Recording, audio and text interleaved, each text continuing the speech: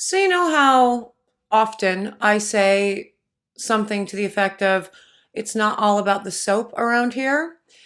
Today is one of those days where it's like definitely not at all about the soap. We're not making soap, we're not making bath products, we are not making anything even remotely soap related.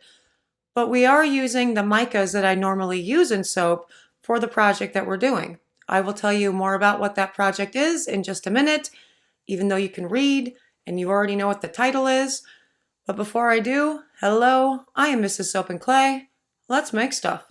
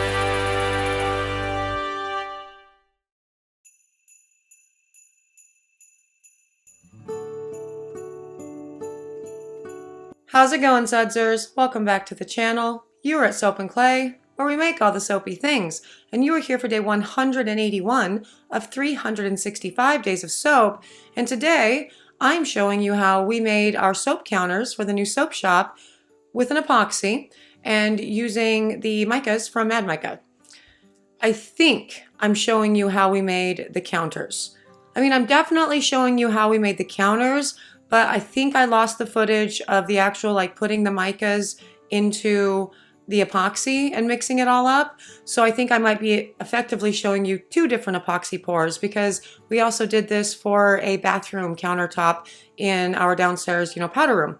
And so I think I might end up having to show you that footage so you can see, what we did for the actual mixing of the epoxy stage, but I'm still going to show you the pouring of our soap counters and how much fun and easy and awesome the entire thing was. So it's going to be a cool video. It's going to be a weird video. We're going to have a good time. Let's go to the video and you can see, me and Mr. Soap and Clay in action doing all of the not soapy things that we do when I'm not making soap. It is epoxy pour day, guys. Now this is a counter for our downstairs bathroom in the house remodel and addition. So it's just a little bathroom, so just a little counter. It's only about 48 inches long and like 32 inches wide. And I am using Mad Mica's Micas along with some spray paint in all of this. And we are going to epoxy it up today. Now, epoxy is actually a pretty easy process. You have a part A and a part B, right? And you mix the part A and the part B in equal parts and mix it up. Now, for big pours, I do take a paddle that's connected to a drill to mix it all up. But for this, because I'm not using much epoxy, I'm going to use about 48 ounces in total. I don't really need to do that. Now, for a pro tip that I actually saw on Stonecoat Epoxy's YouTube videos, you put the part B in first, like measure that out, and then put the part A into that, because the part A is heavier, and so it makes it harder if you do A first and then B to mix it up, because you got all that heavy stuff hanging out in the container and then like the light stuff just exists on the top and it's harder to mix it in. And then for this, I'm just going to take a stir stick and mix it up for 3 minutes, which I'm going to speed up like crazy because you don't need to watch that. And in all honesty, if you have a paddle attachment for your screw gun, use that because it makes it easier. Now you can over mix epoxy is the thing. And you know that you have overmixed it really when it starts getting hot and smoking. I've never personally had that happen, but I have seen that as a warning on the Stonecoat Epoxy Countertops YouTube page. I'll link it below. Also, my voice sounds weird, not because I am sick, but because I just had a scream fest into a pillow that has nothing to do with epoxy or soap or, life. I mean, I guess it kind of has something to do with soap. It's PayPal. And I'm big freaking pissed off at PayPal right now in massive, huge ways. Like, you guys should not use PayPal to run your business. That should not be the gateway that you are messing with, because they are being ridiculous right now. Anyway, back to the pour. So for the micas, I am using the satin gray pillowcase or whatever, and the blue moon mica, and then some sort of copper as well. And the reason for this is I'm going for like a sort of marbled effect, but the room right outside of this bathroom, and this bathroom in and of itself, it is a gray bathroom. The walls are painted a very dark gray. The floors are a mix of, it's like a driftwood look with grays, whites, blues in it. And right outside this bathroom is a dark navy office. Like, it's just floor to ceiling. The walls and the ceiling, everything is dark blue navy paneled and has a hammered copper fireplace in it. And so I wanted to pull some of those copper colors into the bathroom itself, especially considering this room and this bathroom is right off the main living room, wherein I have a few cool coppery type pieces of furniture, right? Like, I have this chase lounge that's in like a coppery leather. It's very beautiful. And then this rug, whatever. And I have copper poles in my kitchen. It's all part of the theme. So I wanted to go like a marble-esque type pour for this, but without the, just white and black and gray. I wanted to put some copper into that. Does that make sense? Cool, let's pour it. Now, with the actual pour itself, the first thing you're going to want to do on a piece of treated something, right? We actually use wood, and we go ahead and paint the base coat to be close to the color of what we want the cabinets to ultimately be, the counters to ultimately be. And then we put what is called a flood coat down.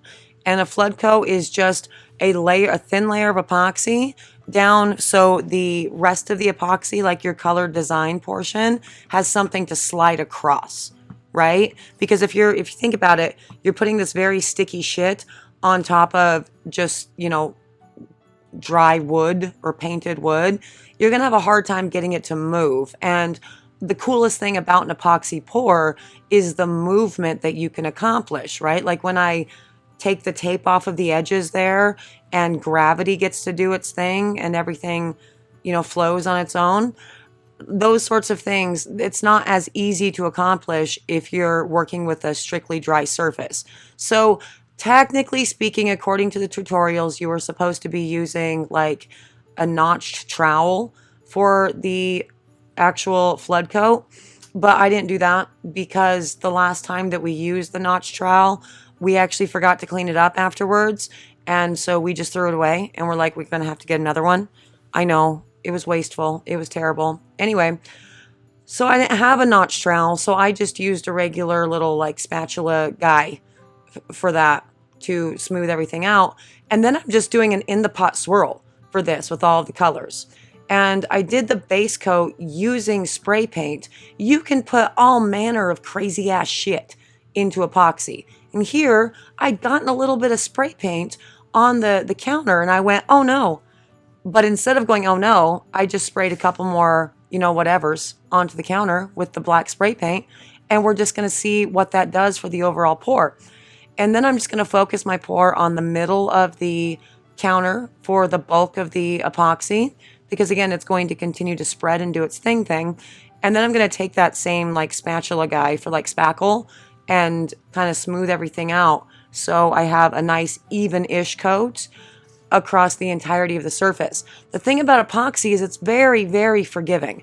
Like, your work time, I don't know, I would say your work time is realistically about 45 minutes before it starts getting too sticky to do anything with. But if you don't like it, you can do all manner of really crazy things to it. Like, well, I really want a vein here. So you can just like dip your stir stick into whatever's left in like your black epoxy, for example, and just like create a vein. Or you can take a rattle can to it and kind of change the look of it. Or you can take a heat gun or, you know, a blowtorch. I think it's called a blowtorch. You'll see it later in the video. And move, like warm up the epoxy and continue to move it around. It's actually a pretty forgiving process. And whatever it is that you do with it, it always, always ends up looking stunning.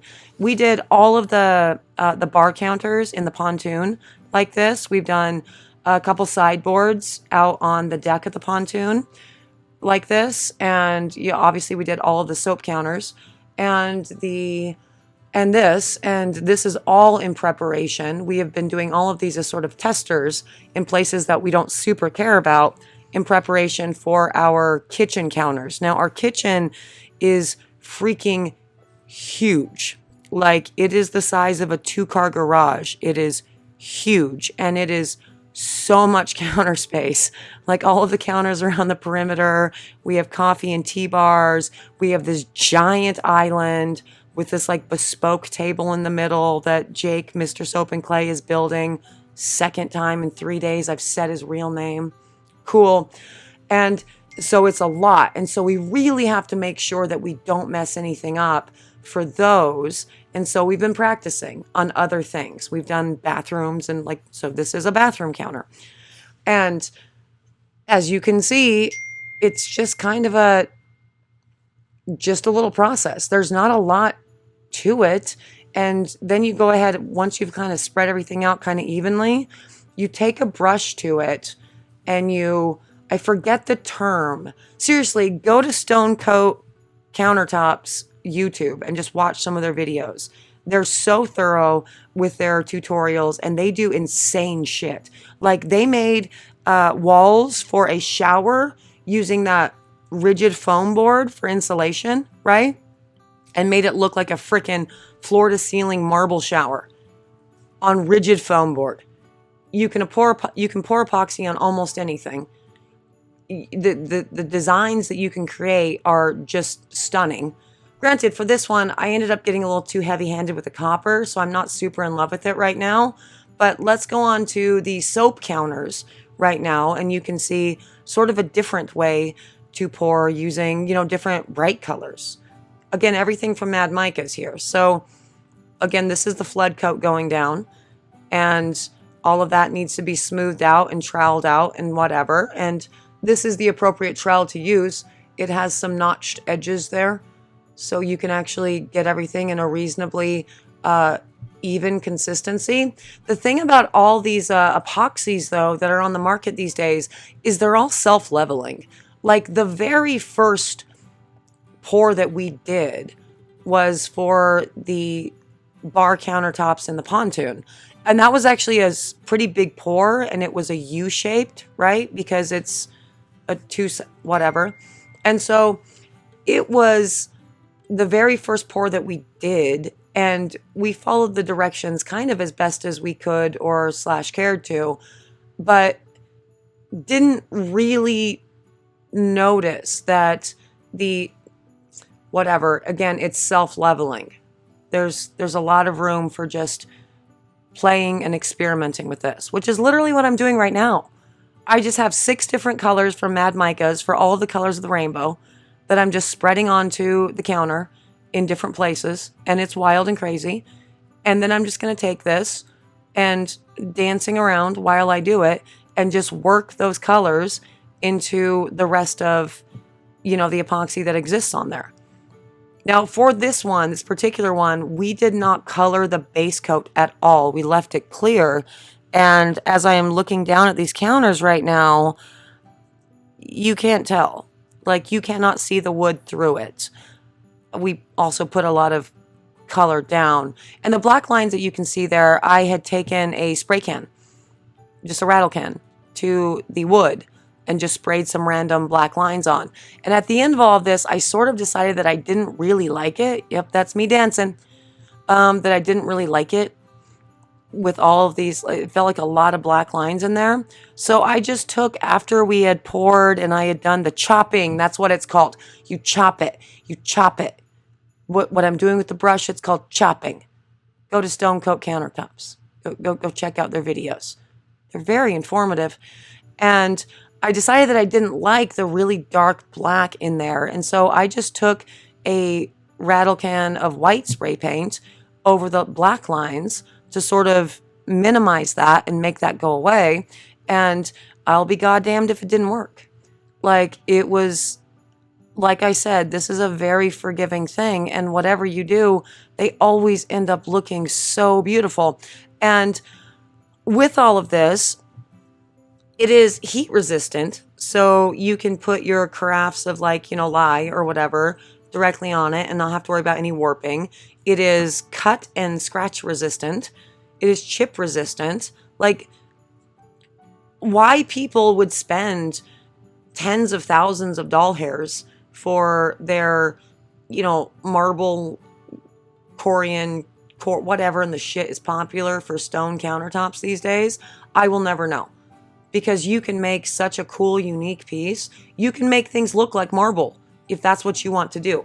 For this one, I wanted it to look like, kind of like a watercolor painting. And so with all the bright colors. And so it's a different look entirely that I'm going for. But yeah, you can do that too. And it's pretty easy. Now, the amount of micas that are used for this, not a lot. Like, I put in maybe 2 teaspoons of mica into the first thing that you saw. And for these ones, because it's a bigger surface area, I put in about a tablespoon of each of the colors of micas into this. And then you just kind of chop all the colors into each other the way that you want and the way that makes sense. And then you just let it set up. Now, here's one of the things about the mica or the epoxy countertops. You have to watch them, because later on, as it starts to dry, you run into 2 problems. One of those problems are air bubbles. So you need to take a heat gun to it to pop the air bubbles, but that also heats up the epoxy again, so it makes it start to move. So you have to be cognizant of that.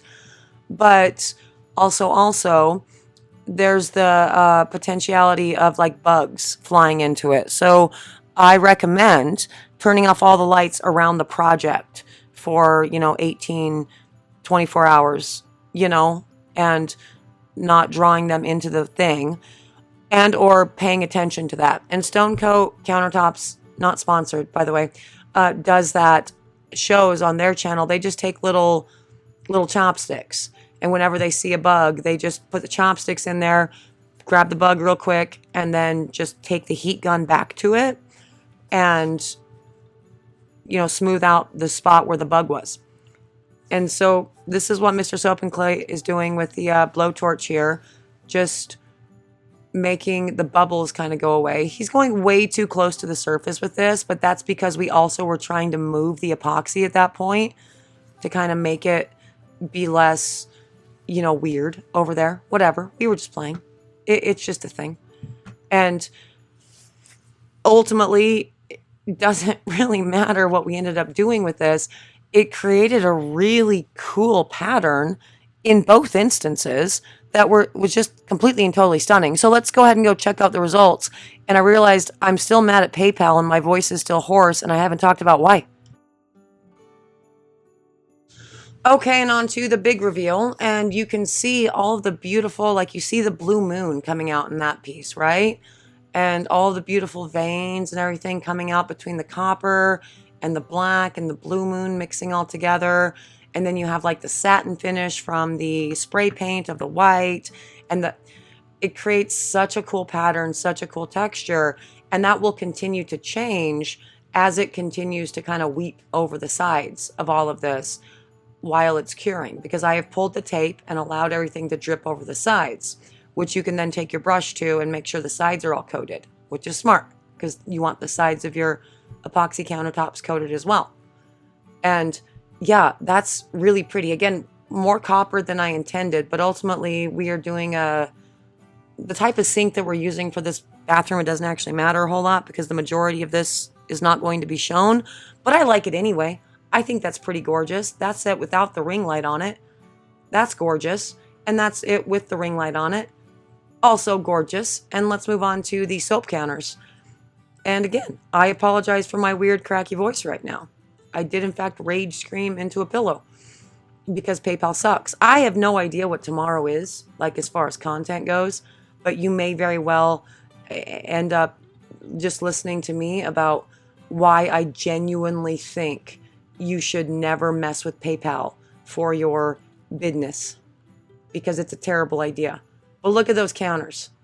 Big, weird watercolor painting, giant counters, none stress whatsoever with any of this. Had a great time. Our only problem was keeping the bugs away from it. We actually ended up with like a rogue fly that stayed in the thing, but whatever. It was a good time. And there it is, two completely different style themed looking epoxy countertops, and they are both beautiful in their own right, and they were made using micas that we soap with. The possibilities of micas are completely like limitless, and they're a lot of fun, and we definitely had a lot of fun with both of these projects. Obviously for the soap counter that you see in the videos all of the time, I wanted something bright, so we did all of the colors. But for the house, of course, we're going to go more stock standard and, you know, the whites and the grays and the blacks and all of the jazz. And both are gorgeous. Both worked really, really well. And I could not be, you know, more excited about them for sure.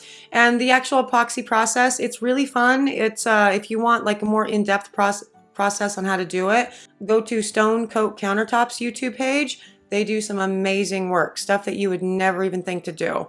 And in total, you know, for that big ass counter, and that counter is huge, it cost us maybe $200 between wood and the epoxy and all the jazz. And so it's wildly cheaper than purchasing countertops that are heat resistant and scratch resistant and all of the resistant. So there it is. It's a fun way to spice up your existing living space for a pretty low price point. So I hope you guys had fun with this one. I've been wanting to show you these countertops for a really long time because I get questions all the time about my countertops and what I'm filming on. And so it was time to show you like the full finished, this is what we did and this is what the whole counter looks like. So now you've seen it. I appreciate you guys being here today. A special thanks to my sudzers that have clicked that subscribe button and done all the things. I appreciate you more than most, more than the rest of the people who can't click button. So thank you for having done so. I, again, am taking off for the day. I will see you guys all again tomorrow for another round of actual soapy fun. Bye.